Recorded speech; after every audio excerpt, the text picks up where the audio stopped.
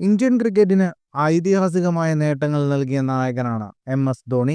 Captain എന്ന നിലയിൽ 2020 ലോകകപ്പ്, ഏകദിന ലോകകപ്പ്, ICC ചാമ്പ്യൻസ് ട്രോഫി എന്നീ കിരീടങ്ങളെല്ലാം ധോണി സ്വന്തമാക്കിയിട്ടുണ്ട്. ധോണിയുടെ ക്യാപ്റ്റൻസിയിൽ ഇന്ത്യക്കായി കളിച്ചത് നിരവധി താരങ്ങളാണ്. തൻ്റെ ടീമിൽ കളിച്ച ഏറ്റവും മികച്ച താരങ്ങളെക്കുറിച്ച് സംസാരിക്കുകയാണിപ്പോൾ ധോണി.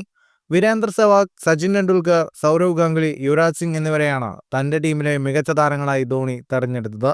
ഇവരെക്കാൾ മികച്ച രീതിയിൽ കളിക്കുന്ന മറ്റൊരു താരങ്ങളുമില്ലെന്നും ധോണി പറഞ്ഞു. 43-ാം വയസ്സിലും IPLന്റെ ഭാഗമാണ് ധോണി. IPLലെ ആദ്യ മത്സരത്തിൽ മുംബൈ ഇന്ത്യൻസിനെതിരെ ഒരു തകർപ്പൻ നേട്ടവും ധോണി സ്വന്തമാക്കിയിരുന്നു. സ്റ്റംപിങ്ങിലാണ് ധോണി റെക്കോർഡ് കൈവരിച്ചത്.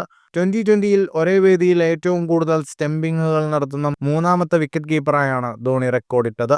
ചെന്നൈ സ്റ്റേഡിയത്തിൽ 21 സ്റ്റംപിങ്ങുകളാണ് ധോണി നടത്തിയിട്ടുള്ളത്.